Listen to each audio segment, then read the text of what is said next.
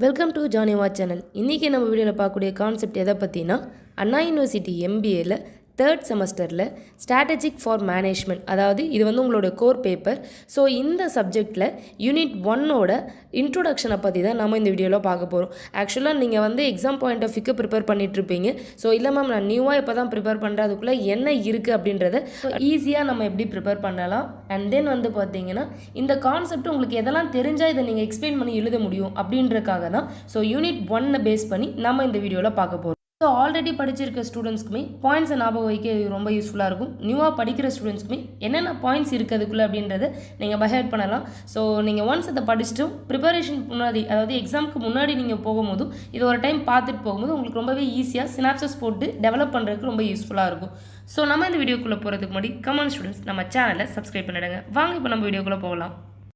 Unit 1 பொறுத்தளவில் இம்பார்ட்டண்ட்டான question என்னென்னா, ஸோ இந்த நேச்சர் ஆஃப் ஸ்ட்ராட்டஜி அப்படின்றது எல்லா கொஷின்லையுமே நீங்கள் இன்ட்ரோடக்ஷனாக கண்டிப்பாக கொடுக்கலாம். ஏன் அப்படின்னா என்டையர் யூனிட்மே, ஸோ இந்த யூனிட்டை பொறுத்தளவில் கான்செப்டுவல் ஃப்ரேம் ஒர்க் அப்படின்றக்கூடிய அந்த மேனேஜ்மெண்ட், ஸ்ட்ராட்டஜி மேனேஜ்மெண்ட் வந்து ரிப்பீட்டடான ஒரு கொஷின். அண்ட் தென் வந்து பார்த்தீங்கன்னா சோஷியல் ரெஸ்பான்சிபிலிட்டிஸ், ஸோ இதுவுமே வந்து ரிப்பீட்டடான ஒரு கொஷின்ஸ் தான். ஸோ ஃபர்ஸ்ட் வந்து நம்ம இந்த ஸ்ட்ராட்டஜியோடைய ஃபார்மேஷன்ஸ் என்னெல்லாம் இருக்குது, and then conceptual framework வந்து என்னெல்லாம் இருக்குது, அண்ட் தென் இதிலே நமக்கு வரக்கூடிய சோஷியல் எத்திக்கல், ஸோ என்னெல்லாம் நார்ம்ஸ் இருக்குது, ஸோ இதெல்லாம் பேஸ் பண்ணி தான் வந்து பார்த்திங்கன்னா இந்த யூனிட்டில் உங்களுக்கு கேட்பாங்க.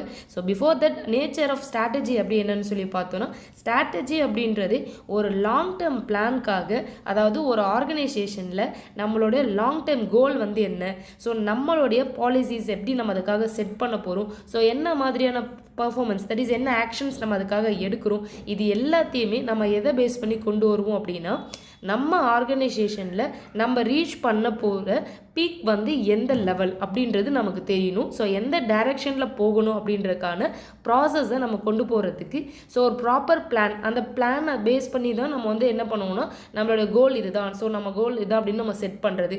பிஸ்னஸ் ரன் பண்ணுறதுக்கு நம்ம இந்த பாலிசிஸ் எல்லாமே வந்து ஒரு பிஸ்னஸில் கொண்டு வரலாம் அப்படின்னு சொல்லி பாலிசி செட் பண்ணுறது. ஸோ அந்த பாலிசியை நம்ம எப்படி இம்ப்ளிமெண்ட் பண்ண போகிறோம் அப்படின்னு சொல்லி பார்க்குறது.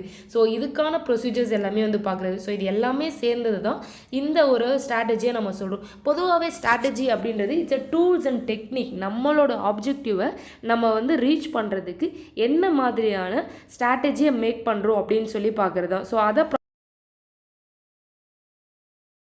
அந்த ஸ்ட்ராட்டஜிஸ் கரெக்டாக இருக்கும் போது மட்டும்தான் நம்ம வந்து ஃப்யூச்சரை வந்து சக்ஸஸ் பண்ண முடியும் ஒரு பிஸ்னஸில். அண்ட் தென் வந்து பார்த்திங்கன்னா இதோட நேச்சர் எதெல்லாம் இன்க்ளூட் பண்ணியிருக்கோம் அப்படின்னா, கண்டிப்பாகவே ஒரு பிஸ்னஸ் நம்ம பண்ணும்போது நம்மளோட ஸ்ட்ராட்டஜி அப்படின்றது நம்ம ஒரு லாங் டேர்ம் ஓரியன்டேஷனில் தான் இருக்கும். ஏன் அப்படின்னா நம்மளோட பிஸ்னஸ் வந்து நம்ம ஃப்யூச்சர் பிளானில் இதெல்லாம் கொண்டு வரணும் அப்படின்றது ஒரு லாங் டேர்ம் லெவலில் இந்த ஸ்ட்ராட்டஜி யூஸ் பண்ணி நம்ம நிறைய ப்ராஃபிட் ஏர்ன் பண்ணுறோம் அப்படின்றக்கூடிய அந்த ஆப்ஜெக்டிவ் பேஸ் பண்ணி தான் வந்து இருக்கும். அண்ட் தென் சிலது ரொம்ப டைனமிக், நிறைய டைமென்ஷன்லேயும் சரி, அண்ட் தென் ஃப்ளெக்சிபிளாகவுமே வந்து பார்த்திங்கன்னா நம்ம ஸ்ட்ராட்டஜி வந்து செட் பண்ண வேண்டியது இருக்கும். ஸோ ஏன்னா அன்சர்டினிட்டிஸ் பிஸ்னஸில் வரதுனால ஸோ அதையும் பேஸ் பண்ணி நம்மளோட ஸ்ட்ராட்டஜியை நம்ம செட் பண்ணணும்.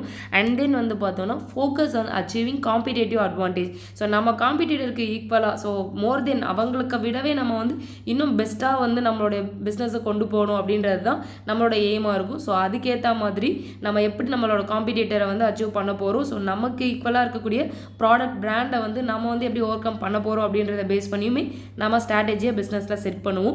அண்ட் தென் வந்து பார்த்தீங்கன்னா ஸோ எல்லா டிபார்ட்மெண்ட்லேயுமே ஸோ ஒன்னோட ஒன்று இன்டெகிரேட். ஸோ ஈவன் தோ மார்க்கெட்டிங்காக இருக்கட்டும், அல்லது வந்து பார்த்தீங்கன்னா பர்ச்சேசிங்காக இருக்கட்டும், ஸோ எந்த டிபார்ட்மெண்ட் எடுத்தாலும் இது எல்லாமே வந்து ஒரு ஸ்ட்ராட்டஜி வச்சு தான் நம்ம வந்து பர்ஃபார்ம் பண்ணுற மாதிரி இருக்கும். அண்ட் தென் இது எல்லாமே future orient and then proactive. So ஒரு ரிஸ்க் வருது அப்படின்னா அந்த ரிஸ்க்கு பேஸ் பண்ணி நம்ம இது எந்த அளவுக்கு இந்த ரிஸ்க்கை ரெடியூஸ் பண்ண முடியும், ஸோ இதில் வந்து நம்ம எந்த அளவுக்கு முன்கூட்டியே ப்ரோ ஆக்டிவான பர்ஃபார்மன்ஸ் வந்து பண்ண முடியும் அப்படின்னு சொல்லி ப்ராப்பர் பிளான் பண்ணிவிட்டு ஒர்க் அவுட் பண்ணுறது தான் நம்ம அந்த ஸ்ட்ராட்டஜி அப்படின்ட்டு சொல்கிறோம். இது வந்து இந்த யூனிட்டோட பேசிக்ஸ். ஆல்ரெடி நம்ம வந்து இந்த கான்செப்ட்லேயுமே நிறைய ஸ்டூடெண்ட்ஸ் வந்து நம்மளோட டியூஷன் ஸ்டூடெண்ட்ஸ் எல்லாருக்குமே தெரியும். ஸோ அந்த கான்செப்ட்மே நீங்கள் வந்து ப்ரிப்பேர் பண்ணியிருப்பீங்க. அந்த பாயிண்ட்ஸும் அதில் இருக்கக்கூடிய இந்த சார்ட்ஸோ அந்த மாதிரியே நீங்கள் வந்து ப்ரெசென்ட் பண்ணுங்கள். நியூவாக பார்க்கக்கூடிய ஸ்டூடெண்ட்ஸுமே வந்து பார்த்தீங்கன்னா நீங்கள் ப்ரெசென்ட் பண்ணுறது அப்படின்றது கண்டிப்பாக யூனிவர்சிட்டி பேப்பரை பொறுத்தவரை 42 பேஜஸ்மே வந்து எழுதுங்க. மேம் என்னால் 42 பேஜஸ் வந்து எப்படி மேம் எழுத முடியும் அப்படின்னு கேட்டிங்கன்னா டெஃபினட்டாக உங்களால் முடியும். பிகாஸ் நீங்கள் வந்து ஒரு ஸ்ட்ராட்டஜி மேக் பண்ணுங்கள். பேப்பர் ப்ரெசன்டேஷன்லேயுமே நீங்கள் வந்து ஒரு ஸ்ட்ராட்டஜி யூஸ் பண்ணலாம். ஸோ நம்ம ஃபஸ்ட்டு பார்த்தும் போதே நிறைய பாயிண்ட்ஸ் மாதிரி போடுங்க. அண்ட் தென் ஹைலைட் பண்ணுங்கள். ஸோ இம்பார்ட்டன்ட் பாயிண்ட்ஸ் இப்போ இந்த பாயிண்ட்ஸ் எல்லாமே இதில் வந்து பார்த்தீங்கன்னா ஹைலைட் பண்ண வேண்டிய பாயிண்ட்ஸ். ஸோ இதெல்லாமே ஹைலைட் பண்ணி இதை பேசிஸில் நீங்கள் வந்து கண்டென்ட் வந்து ஃப்ரேம் பண்ணலாம். ஸோ இந்த மாதிரி நீங்கள் ப்ரெசென்ட் பண்ணும்போது நல்ல மார்க்குமே வந்து ஸ்கோர் பண்ண முடியும். ஆல்ரெடி நம்ம டியூஷன் ஸ்டூடெண்ட்ஸ் எல்லாருக்குமே தெரியும். ஸோ உங்கள் எல்லாருக்குமே நான் வந்து இம்பார்ட்டன்ட் கொஷின்ஸ் ப்ளஸ் அந்த கான்செப்ட் பற்றி உங்களுக்கு சொல்லியிருப்பேன். ஸோ இந்த ரெகுலேஷனை பொறுத்தளவில் ஸோ இதுதான் வந்து லாஸ்ட் இந்த 2021 ரெகுலேஷன். ஸோ இதுதான் last time. And then new ரெகுலேஷனுமே வந்து வந்தாச்சு. ஸோ ப்ரீவியஸில் இருந்த ஸ்டூடெண்ட்ஸுமே சரி, அரியர் வச்சுருக்கீங்க அப்படின்னாலும் சரி, ஸோ ப்ராப்பராக நீங்கள் வந்து ஃபோர்காஸ்ட் பண்ணிட்டு என்னென்னலாம் வந்து படிக்கலான்ற ஒரு ஸ்ட்ராட்டஜி செட் பண்ணிக்கோங்க. ஸோ அதே பேஸஸில் நீங்கள் ப்ரிப்பேர் பண்ணும்போது டெஃபினட்டாக உங்கள் எல்லாரோடையுமே நிறைய மார்க் வந்து ஸ்கோர் பண்ண முடியும். ஸோ உங்களுக்கு இந்த வீடியோ யூஸ்ஃபுல்லாக இருக்குன்னு நினைக்கிறேன். அண்ட் தென் இது ரெலவெண்ட்டான ஆன்லைன் டியூஷன்ஸ் வேணும் அப்படின்னாலும் and then important concept. So last time preparation பண்ணுறேன் மேம், ஸோ நான் எதை படித்தா நான் ஈஸியாக கிளியர் பண்ண முடியும், நல்ல மார்க்ஸ் ஸ்கோர் பண்ண முடியும் அப்படின்னா ஸோ அந்த மாதிரியான கான்செப்ட்ஸ் வேணும் அப்படின்னாலும் டிஸ்பிளே தெரியக்கூடிய இந்த நம்பரை நீங்கள் காண்டாக்ட் பண்ணலாம். அண்ட் தென் உங்களுக்கு இந்த வீடியோ